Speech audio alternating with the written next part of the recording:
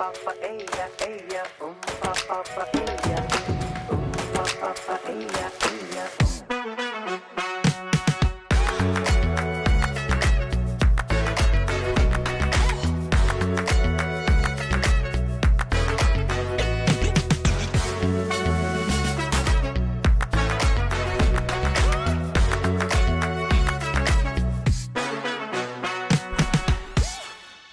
Everybody, Happy New Year! Welcome to the 2025 edition of Locally Louisiana. Coming up on today's show, we're talking New Year's resolutions and how you can make some real changes in your life in 2025. We've got a success story to share out of Baton Rouge, and oh yeah, it's almost parade season. Get ready to get down with the intergalactic crew of Chewbacchus. First up on today's show, we're talking about New Year's resolutions. It seems like everybody's making a resolution to change their lifestyle, but let's be honest, that can be overwhelming, am I right? A lot of the times those resolutions fail, so what is the best way to approach lasting changes in your daily habits? Well, we decided to bring in an expert. Please welcome Dr. Courtney Gunn, an Ochsner psychologist, to Locally Louisiana. Thank you for joining us, Courtney. Thanks for having me. Yes. So tell us a little bit about yourself to start off with. Oh, well, I'm from Baton Rouge originally, and I went to school at Xavier in New Orleans. And I got my PhD at Howard University in Washington, D.C. Okay. I've been with Ochsner now since 2021 is when I started at Ochsner.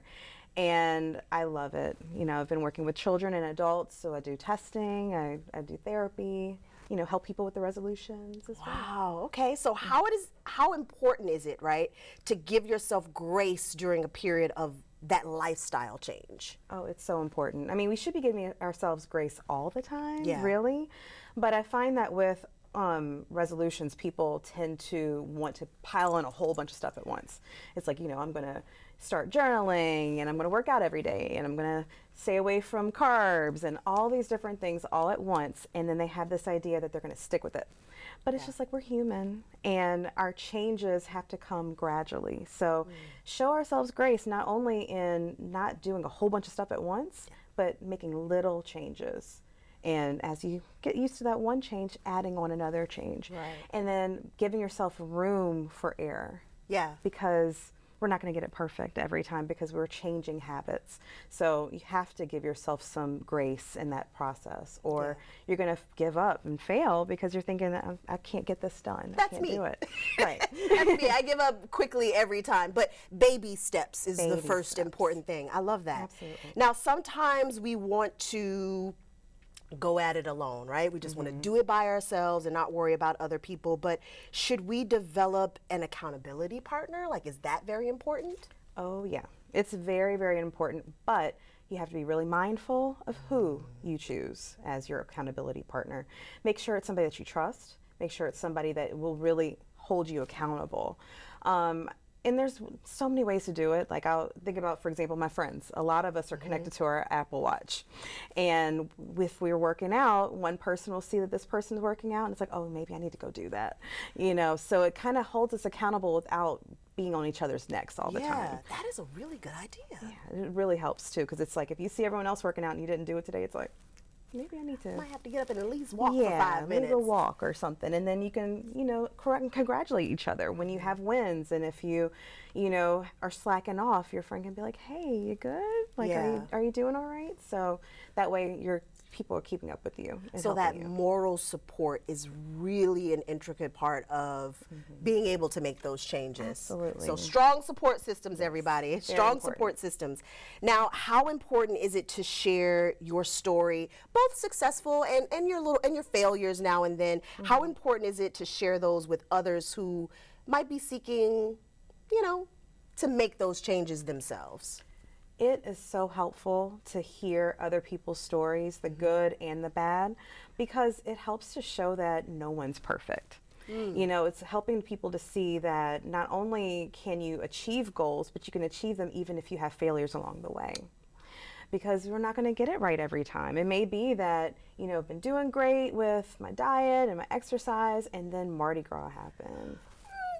or Christmas, or New Christmas, Year's. or it's like, ooh, it's my turn to bring the king cake, and then you have king cake, and then it's like when you have those moments, it's like having people to tell their stories and say like, I used to have king cake too, and I still achieved my goals. It's okay. Right. It's helping you to not only see that you're human, but also showing that there has to be room for adjustment and to be able to pivot and flex with things, because otherwise if you're so rigid, you're not going to achieve your goals. Ooh, that's interesting. So kind of give yourself room for failure and accepting failure as a part of the stepping stone in the process. Absolutely. I love that. I love that. Now, how can professionals like yourself help our viewers, so to speak, with changes in maybe lifestyles, their habits, their attitudes towards the changes?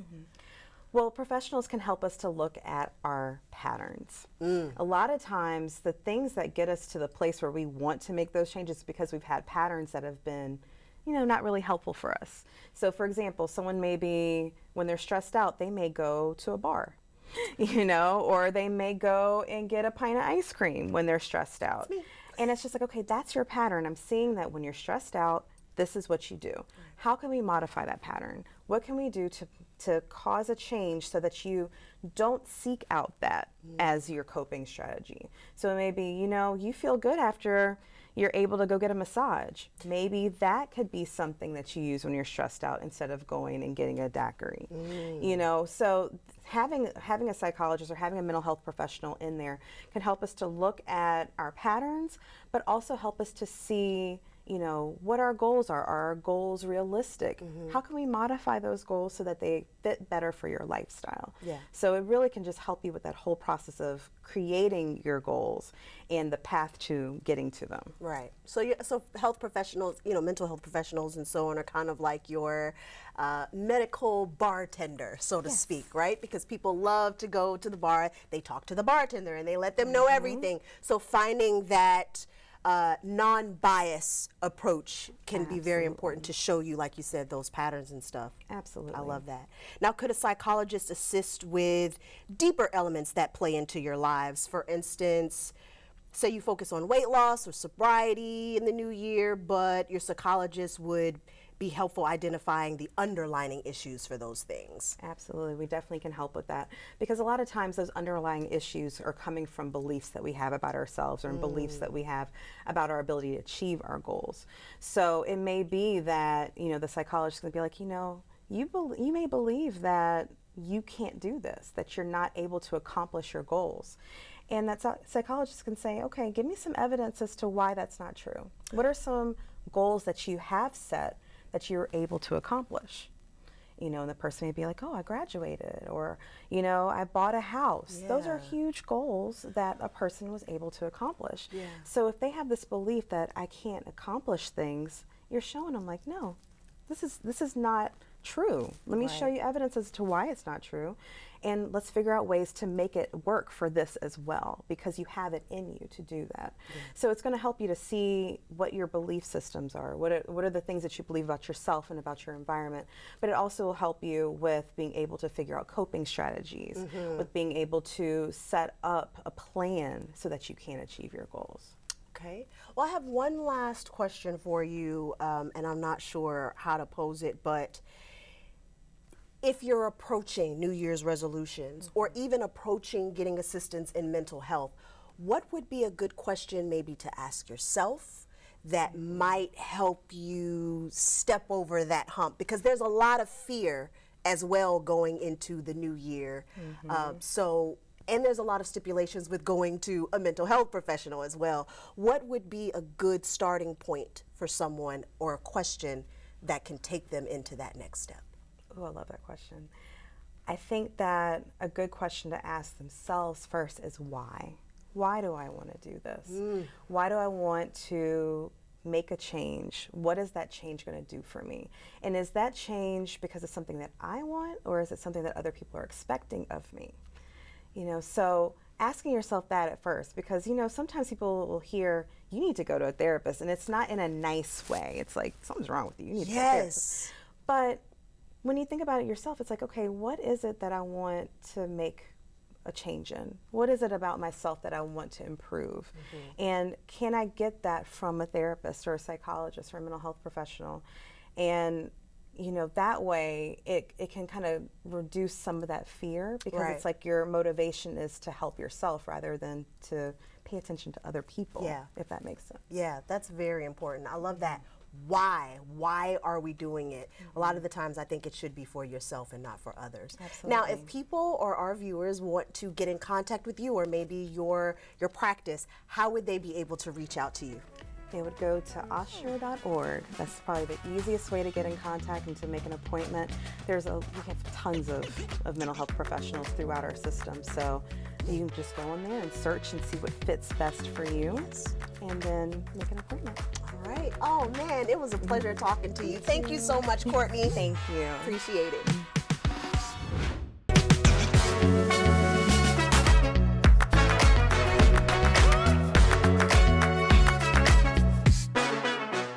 I cannot believe what I'm about to say, y'all. Mardi Gras season is almost here. And you know what my favorite parade is? That is easy. It is the intergalactic crew of Chewbacchus.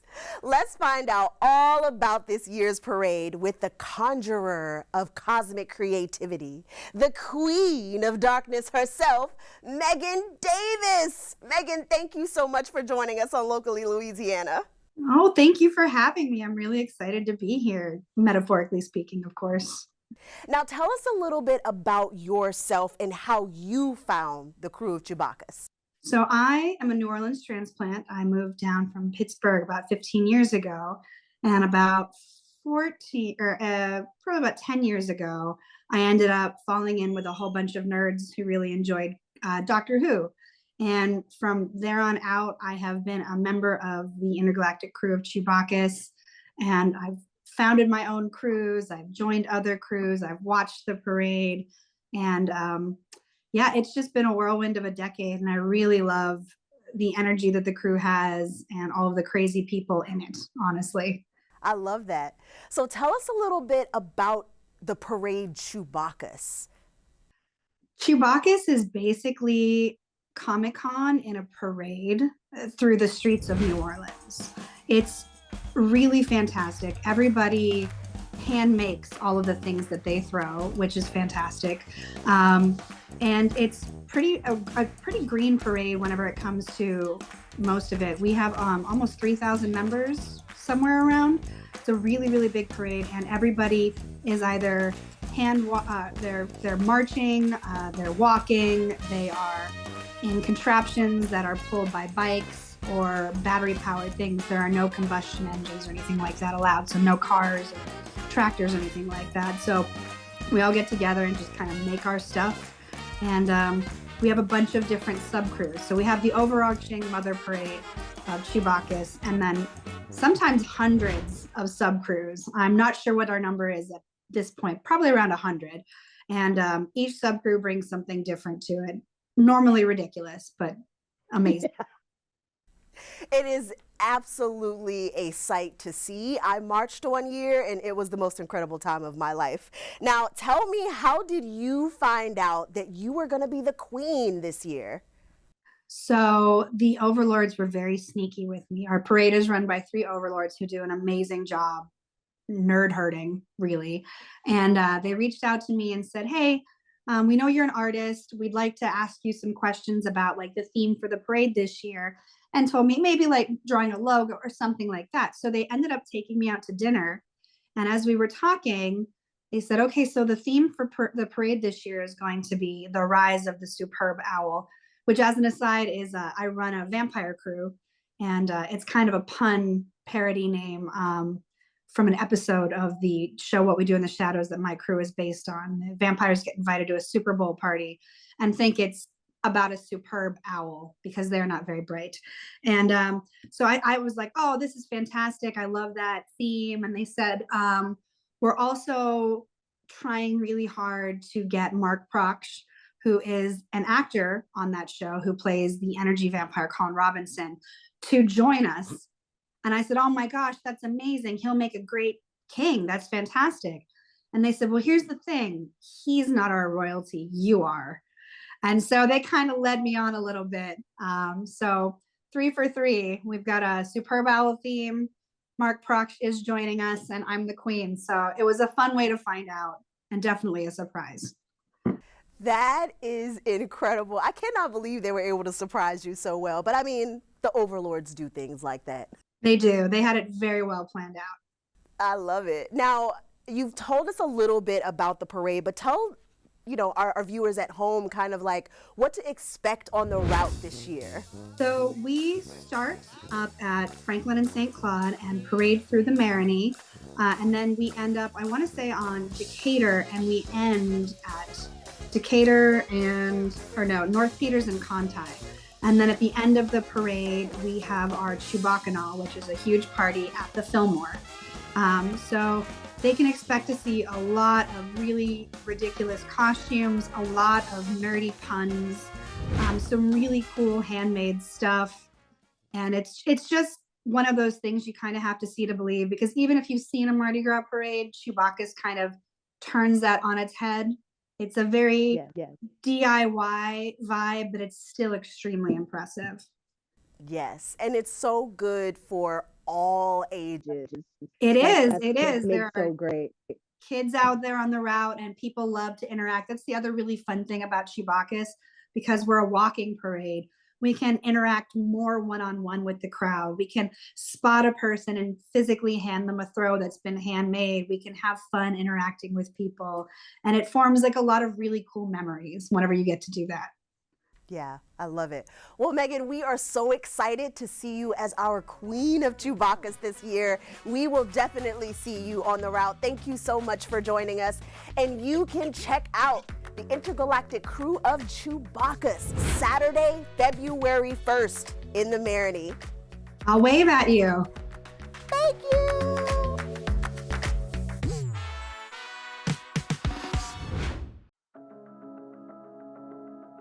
Pastor Marty Scott here.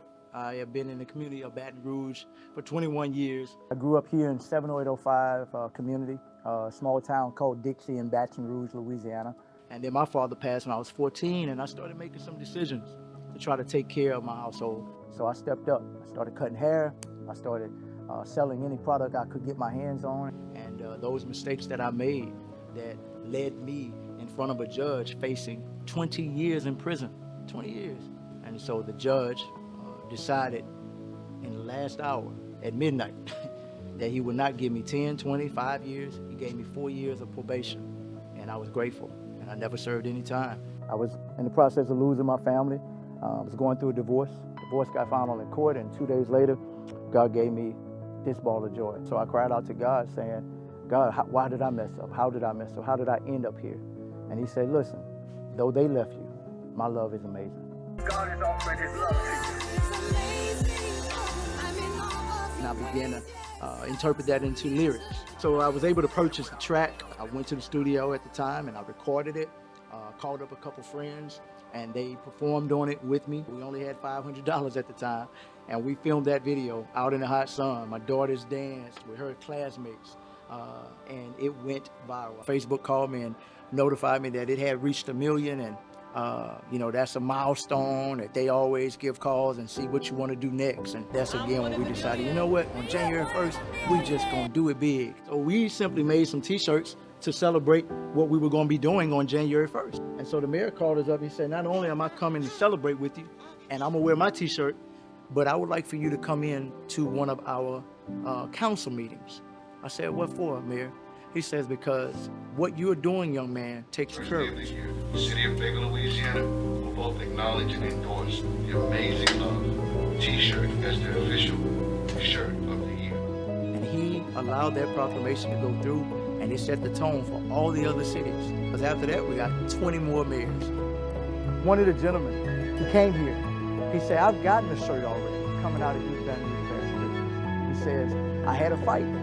And I did not have a shirt because when I fought and got arrested, my shirt got ripped off. And so he gets to the gate apparently, and the guard asks, would you like an Amazing Love of God shirt? I thought somebody was punking me, he said, but this is real. And we had a great conversation. That's one of my favorite stories, because it was God's way of even showing me that what we're doing at the prison is working by giving people hope again. Here lately, we were purchasing tickets to the Pelicans game. And I took that fee of $50,000 a year, and I purchased tickets to the game and gave those tickets away to children who would never go to the game. And we took over 7,000 kids last season to the Pelicans game. The NBA called me up from the Pelicans and said, stop, don't buy another ticket. We want to know who you are and why you're doing what you're doing. We fought for what we believed in, and they made it an official night with the New Orleans Pelicans. He said, we're going to turn Good Friday into Amazing Friday at the New Orleans Pelicans, and they did. Here recently, I allowed a basketball team to go, and they took their whole little youth basketball team to the game. Well, the coach came back to me, and he said, man, listen, he said 10 of them had just got arrested, and we pulled them off the street to be a part of the basketball program. And he said, one in particular told us, he said, I don't need y'all, I'm going to the NBA. And they said, well, have you ever been to an NBA game? And he said, no, I don't need to go. And they say, what would it feel like, though, if you go? And he said, immediately, the young man calmed down. And he said, well, I guess that would be kind of cool. And they said, well, we're going to take you to the Pelicans game. And he told the coach, he said, I didn't think seeing it would make such a difference. He said, I got a lot of work to do. God said, I'm going to bring you back to your first love. I love rapping. I love hip-hop. I love the music, the culture. Hip-hop started with an early age, and it continued on. Friday Night Lights, we allow the kids that the stage that we have here, they take the stage and they can win $250 every Friday night. So that winner gets the chance to take the stage at the New Orleans Pelicans during the His Love is Amazing concert. God said, I'm going to bring you back to your first love. And he did it. I became a better father. I became a better leader. I became a better person. And my life changed drastically because of it.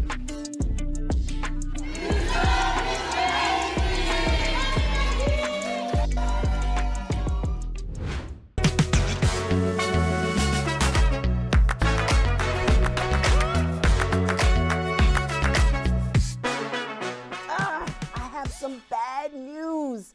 It's time for the end of our show. But here's the good news.